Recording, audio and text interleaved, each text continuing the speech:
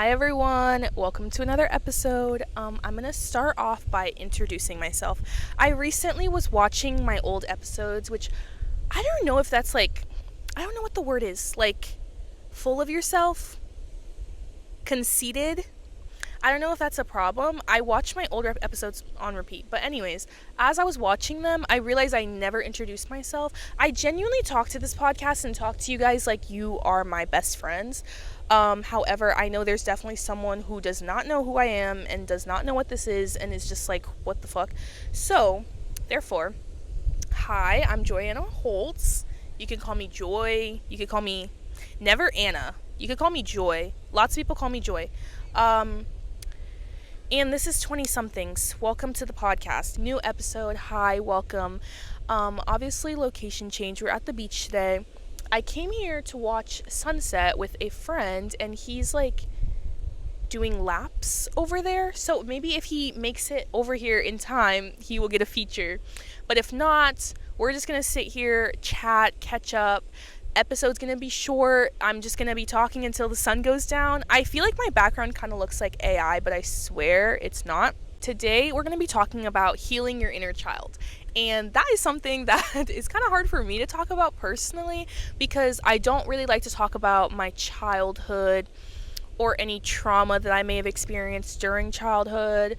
And I kind of just feel like once I got to high school, I popped out of the womb into high school, and that's where my life began, and kind of where I figured out who I am and what I want to live like and what I like and what I don't like and how I want to be treated. I feel like it wasn't until high school that I got that, but throughout middle school and elementary school and younger, I had a whole life, I feel like we kind of need to go back and heal our inner child, the people that we were when we were younger. Maybe people who got hurt, kids who got hurt, kids who got betrayed, kids who got left behind or bullied or whatever. And it's really important to remember who you were as a kid. I don't know if this is going to make a lot of sense, but I'm going to ask a question. Okay, the question of the day is, if you could go back to any version of yourself that has existed up until now, go back to any version of them and tell them one thing or ask them one question, what would it be? And I think I heard this on a TikTok, probably, most likely. So me personally, I think I would go back to early high school, freshman, sophomore year of high school, when I was living in Iowa still. And I would tell that version of myself, you don't have to do all these things to prove that you are good enough to be friends with these people.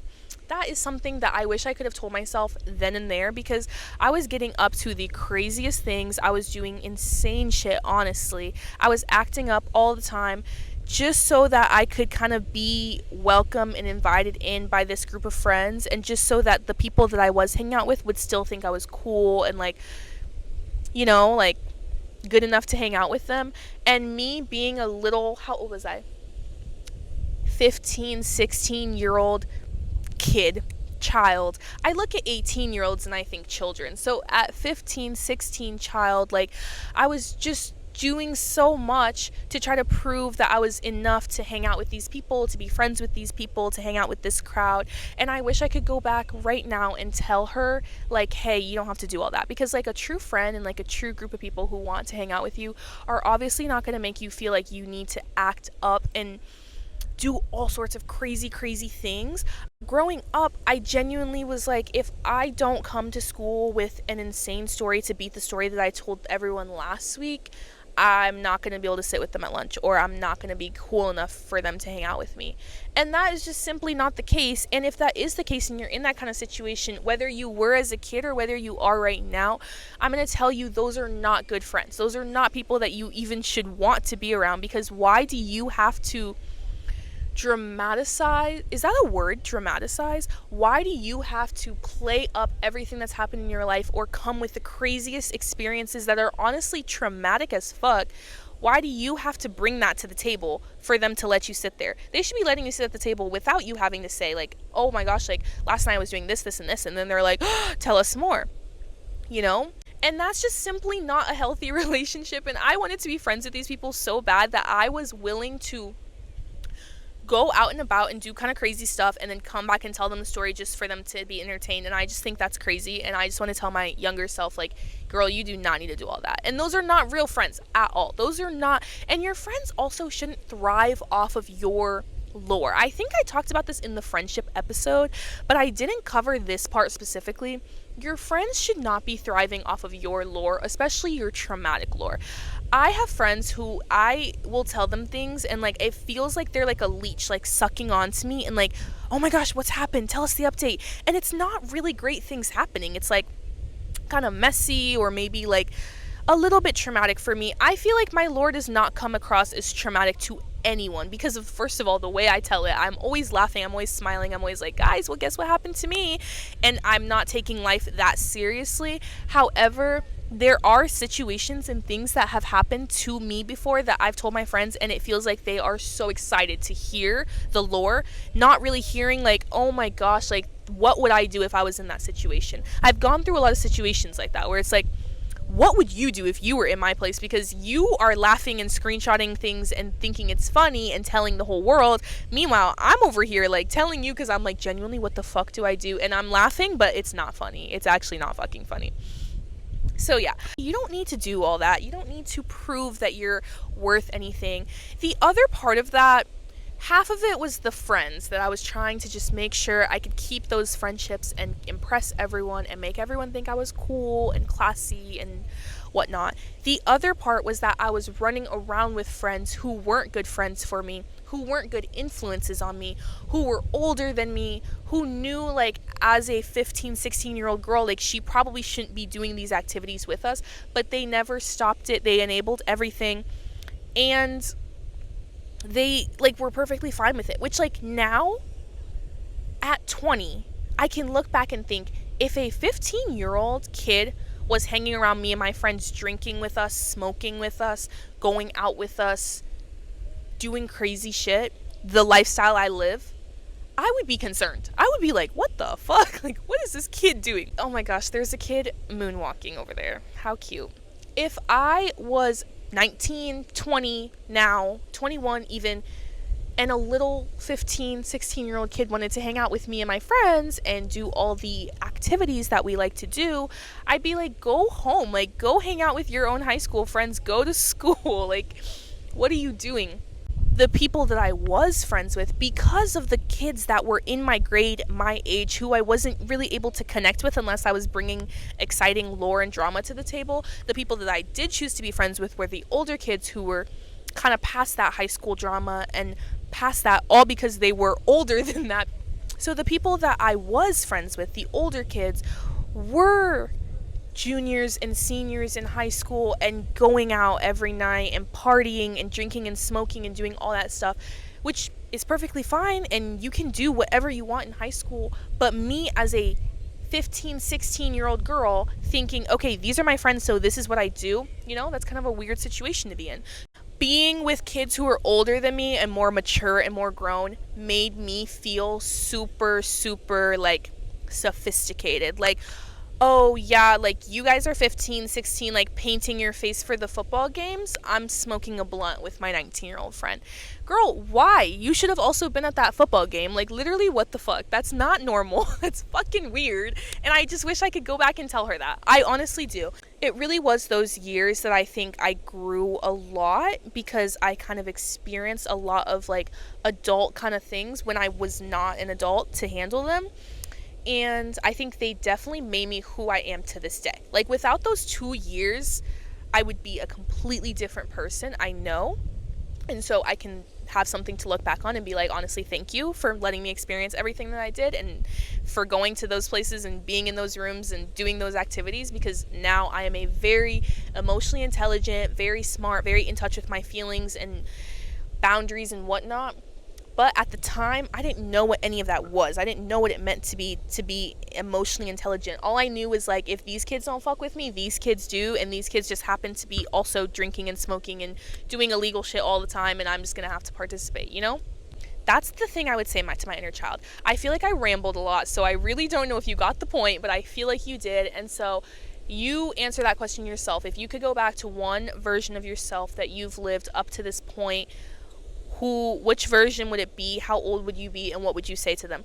Okay, and then when it comes to healing your inner child, what I've learned is that you have to talk about it. That is the worst part, I think, in my personal opinion, because I don't like talking about it. I don't like talking about my childhood, unless it's like the funny things I did or like the weird things that like happened with me and my family.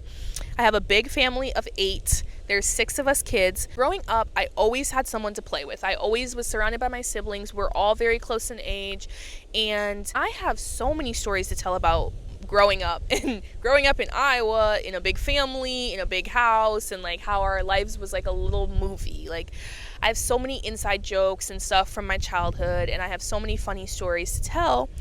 But there are also things that are not funny or not fun stories, and it's actually just traumatic, and it's just something that I would never want to talk about. But I think the more you talk about things that have happened to you, and the more you talk about your experiences and how they made you feel, the easier it is for you to process that information and to get over it. And the weight that lifts off my chest when I get to tell someone something, whether it's good or bad, it's obviously not the most fun to go to your friends and be like, you know what, this traumatic ass thing happened to me and that's why I'm this way. Like, obviously that's not the most fun thing that you want to share. However, sharing something so important to me that happened that I never spoke about, never talked about, put it away, sharing that with a friend or 2 friends or 3 friends in my case really did help. And am I over it? No. Am I even processed through it? No, not at all. But it helps to have someone who then, when you do want to process it, when you do want to dive into the details of what happened, there's someone that you can trust and you can lean on. I pray that other people experience this. Obviously, I don't pray that you experience this, but I hope that you can relate to me when I say this. I think there's so many things that have happened in our lives that we've simply just like swept under the rug because we don't have time to deal with it. Especially our generation, like Gen Z, the generation that I'm currently in, I feel like we have experienced so much. When I tell you, like, our lives are going to be in a history book someday. Someday, some kid is going to be sitting in school learning about what happened in the years of 2016 through 2026, and that's when we are alive. That is our prime time. And I think in between that time, there's a lot of things that are going to go in the history book, and there's a lot that has happened to us, to our generation, to our families, to our friends. So much has happened in this world, in the economy, and we've just honestly had to just sweep it under the rug and just keep moving because society moves so fast and we don't have time to process anything. For example, the global pandemic that happened in 2020. Like, how unserious for us to joke about how, like, if it happens again, like, everyone better learn TikTok dances because that's, like, how people were making money. Like, that's so funny to me. I genuinely am like, ha ha ha, like, I need to get on TikTok if there's another pandemic. But I think, like, that's not the first thing you should be thinking. Like, maybe you should be like, oh, like, hopefully there's not another pandemic where millions die. Like, that's crazy. And I never really processed the pandemic. I was probably the most depressed I've ever been during that 2020 to 2022 range. And after that, I was like, okay, well, back to school, back to the grind, applying for colleges, moving to a new state, whatever, blah, blah, blah, blah. Not processing, oh my God, I've been on lockdown, isolated from everyone for over 6 months. How do I feel? You know, I never really stopped to think about how I feel. And I genuinely do feel like people in my generation, my friends, also have that, where there's just thing after thing that happens in the world or in your life, and you just kind of have to just move it aside because life moves so fucking fast and we are so focused on the future and getting to the next thing and moving forward and advancing that we aren't really thinking about what's currently happening or what happened in the past. The more you're able to talk about what happened in the past, at least get it out, speak it out into existence, and remind yourself that did happen and that was traumatic for me and I did feel negative emotions, the easier it is for you to move forward and move past it. I did some funky ass shit as a kid. I remember I'd always have imaginary friends. That was like my shit. I had imaginary friends by the dozen. And I would do everything with them, obviously. And it's not that I wasn't capable of making real friends. It was just like I really fucked with my imaginary friends. I also went through a grass eating phase where I consistently ate grass just for fun. There's a picture of me and my imaginary friends. Obviously you can't see them since they're imaginary. We're sitting in the backyard. There's like 5 like bowls set out for everyone. One's for me and then the other 4 for the friends, and there's grass in each bowl. And I would genuinely go around the circle and eat all of the grass out of the bowl and say that my friends ate a meal with me. That's some type of shit that I was doing in my childhood. I look back with my childhood with not a lot of nostalgia and more just like, I don't really like to look back. And I want to be someone who likes to look back and who looks back on childhood with nostalgia. And I think to get to that point, I'm going to have to talk about some things that have happened or some ways that I felt and how I didn't fuck with it. So the next thing I want to talk about, as it is August 3rd, is that school is right around the corner and it's time to lock the fuck back in. As mentioned in a previous episode, actually in every episode, I've had quite the summer. I'm calling it side quest summer because I have side quested more in the past 3 months than I think I have in years. Like since I was 15, 16 doing all this crazy shit with my older friends. This past summer has just been genuinely insane. Side quest after side quest, task after task. How random can it be? The more random, the better. However, now it is August and I am officially locking the fuck back in. I have been so unlocked, so unproductive. The side quests, obviously, productivity. I feel like I have to remind myself that we are going back to school. I'm entering my junior year of college, and I think now, if ever, is the time to really, really lock in. There are so many things that I want to do and that I have passions for that I'm trying to make happen. For me, it kind of means I need to stop messing around. I need to kind of figure my shit out, figure out my finances, figure out my school, figure out my future, my degree, what I want to do in life. Like, I think there's a certain point in life where you're a little too old and grown to be like, I don't know what I want to do. Obviously, I'm not saying you have to have it all figured out. I don't think I will ever have it all figured out, but I think now as a junior, you're considered an upperclassman. So people are kind of looking up to you. People are looking at what you're doing and using that as an example for them. So make sure to set a good example for them. I'm thinking of like, when I was a senior in high school, I had these 2 friends who were freshmen. We were all in the same weightlifting class. And I remember they kind of looked up to me as like an older sister, older figure. And I looked at them like my little sisters. Like, I had so much love for them. I only wanted them to succeed. They could ask me any questions about college or life or high school, future, anything. And I was so determined to be a good role model for them and set a good example because I was older and I knew that they looked up to me in that kind of way. Even though our friendship wasn't just like me telling them like, oh, do this, this, and this, make sure you take the SAT. Like, I was telling them, oh my gosh, guys, I just took the SAT. By the way, when you take this, make sure you da da da. And I want to be that person now. Freshman year of college, sophomore year of college even, I was kind of still figure things out and looking up to other people, but now I am the other people for someone else, or I could be and I want to be. Kind of like that mentor. I don't want to be a mentor. I'm not saying that. I'm just saying I want to be locked in. So when someone asks me a question like, hey, I noticed you did this and I'm really interested in this, can you help me? I can help, and I don't have no experience and I don't have nothing to give or nothing to share. I want to go into either event planning or club management, and that eventually long-term goal is to open my own club, like nightclub. And I recently was in contact with someone, was chatting with someone who had a connection in Miami and was like, oh my gosh, you should totally email him. Like, he totally could help you. And you know what I did? Not email him. Because 1, I was like, oh, it's summer, I'm having fun, I don't want to, do anything serious about school right now. And 2, I was just like lazy, procrastinating, and now I have to stop. I have to knock that shit off, and it's time to lock in and lock down and do what you want to do. I literally have sitting in my email right now a name of someone who could help me get to what I want to do in the future. Literally put me on the path, and I haven't taken any action steps to getting there because I'm just trying to enjoy my time and have a fun summer. It's so totally okay to enjoy your time. And in the summer, it's so hard to be serious about anything. I wouldn't expect anyone to be, but I have the contact, I have the connection, I have what I need.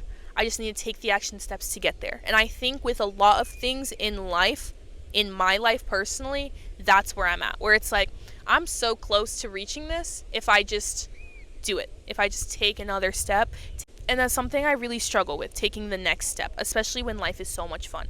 Okay, so I feel like I was just rambling, but this transitions to my next point of like being with and around people who have goals and having goals for yourself. I think that's so important. Goal setting, like not the shit that they're talking about in school, like smart, achievable, reachable, measurable, whatever the fuck. I don't know. Having goals and plans and dreams. I don't think you can get through life if you don't have those. If you don't have a passion about something, that makes me sick.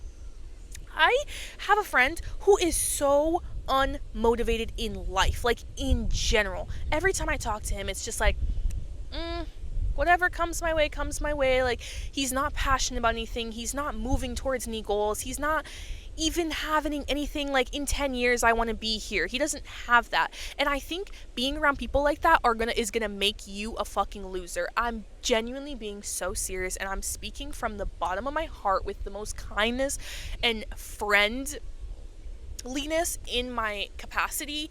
Being around people who are unmotivated, who cause you to be unmotivated about life in general, you're gonna turn into a fucking loser.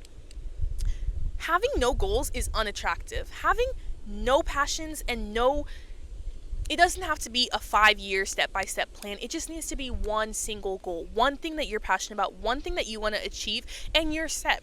At 30, 32, I want to have my own business, and I want it to be a fucking nightclub. That's one of my goals. That's something that I'm actively going to be working to every single day or every other day for the next 10, 11, 12 years. If you don't have something that you can look on the horizon and be like, that's my reason, that's my why, that's what I'm living for, that's what I'm doing, genuinely, what are you doing? This sounds so brutal, but I genuinely do think if you don't have goals, you're not gonna go anywhere. You're gonna stay stuck. And being stuck scares me. The idea of being stuck or staying in the same hometown, living in the same place as your parents, your closest friends being your friends from high school, that terrifies me. I never want to get to that point. I always want to be moving ahead and moving up and making a life for myself, and that takes goals and passions and things that keep you driven. So if you personally are sitting around and you don't think you have goals or passions about life and you're just kind of like living day by day, find a hobby, find something that makes you want to wake up in the morning and just figure it out and just start doing it. Because what's the alternative? Just kind of staying stuck. And I don't think anyone should want to stay stuck and stay comfortable in. It's easy, yes, living the life that my parents made for me when I was in high school. The home, the meals, I got a car, I got anything I needed from my parents, provided from them. Everything in my life was manufactured by my parents besides my personality. Living that life for the rest of my life or for 10 years after high school sounds like a trap to me. I feel like that should sound like a trap. I feel like, first of all, the economy's not great, and like sometimes you have to move back in with your parents. Like, that's so okay. I don't think that's the problem. I think the problem is graduating high school and then thinking like, okay, that's it. Now I'm just gonna like just figure out, just work and just kind of like, you know. I have a friend who recently told me her plans for the upcoming months, future-wise, like college and school and what she wants to do. And she's unsure. She's still on the fence about a lot of things, but she's passionate. She has passions. She has multiple areas of interests. She has hobbies, and she has things that motivate her to do something, you know? And it's not like she has a 10-step plan for the next 2 months, what she's going to do, how she's going to get here and here and here. But it's just like, she's like, this is something I'm really interested in. This is something I could see myself doing in the future, and I don't know what else I'm going to do, so I'm just going to try. That's the kind of mindset I think everyone needs to have. I'm not sure what the future is going to look like. I'm not sure where I'm going to be in 2 years. I don't even know where I'm going to be in like once I graduate college. I don't know if I'm going to be in Florida. I don't know if I'm going to be even in this country. But I know that there's things that I'm passionate about that drive me to do better and to do well in school so I can get out there and to make connections and whatnot. Things that drive me to get out of bed and continue to live. And if you don't have those, I genuinely think you're a fucking loser. I'm sorry. Get a passion, get a hobby. There has to be something that excites you. You know? I wish everyone would just like act like we did. I want to act like we did in elementary school where no one fucking cared. You could come to school in the weirdest outfits. You could bring the weirdest lunch. No one gave a single flying fuck. Everyone was just having fun and trying to win Foursquare at recess and be the best reader and be the line leader of the group. You remember when you had to line up in school? Like, I wish we could go back to that time. Obviously we're adults and we can't, but nothing was so serious. We weren't all stressed all the time. We weren't on our devices all the time.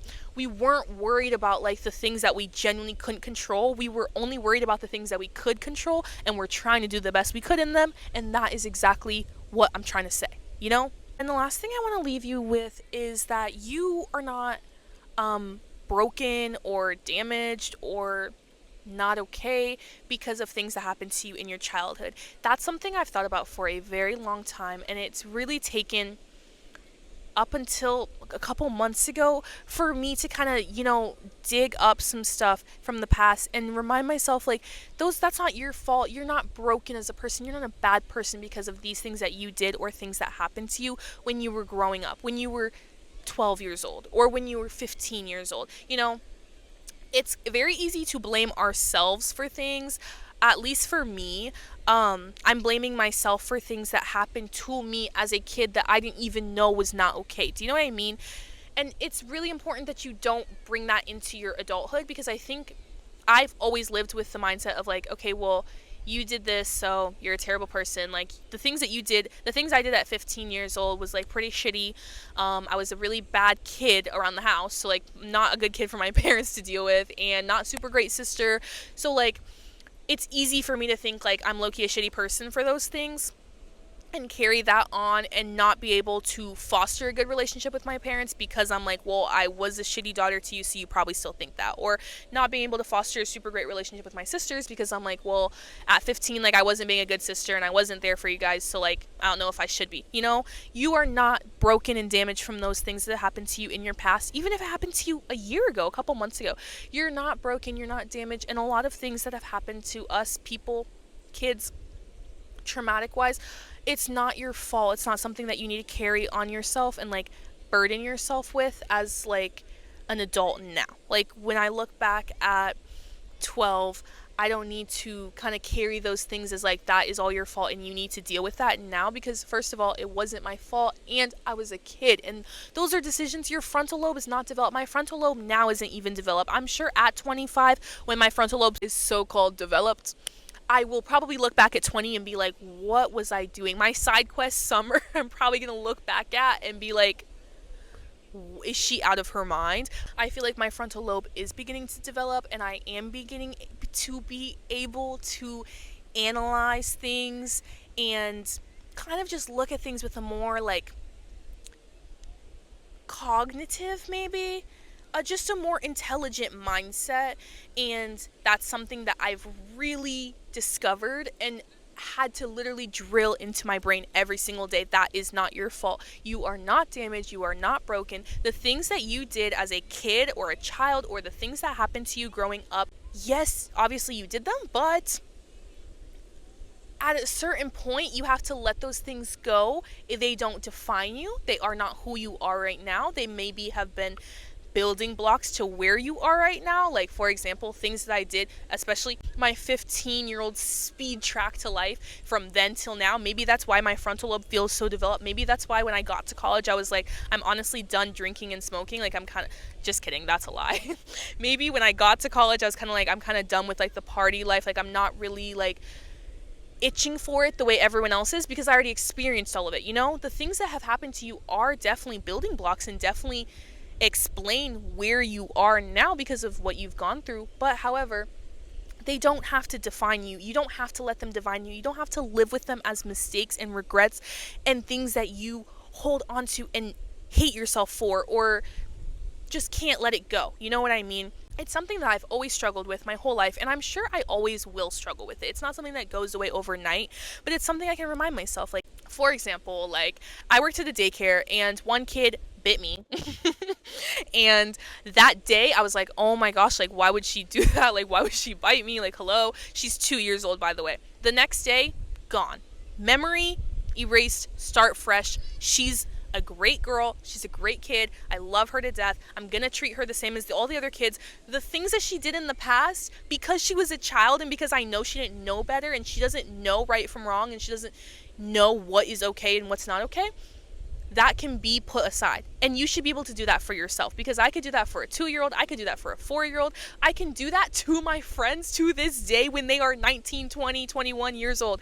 I can forgive anyone, and I can say, you know what, that thing that you did does not define you as a person in my eyes, because I know you and I know your character, and maybe you did something wrong in the past, or maybe something wrong was done to you, but that does not have to define you. That does not have to be something that you carry with you forever and hold tightly to you as a burden. Like, you can let it go and you can talk it through with people maybe, and that will help.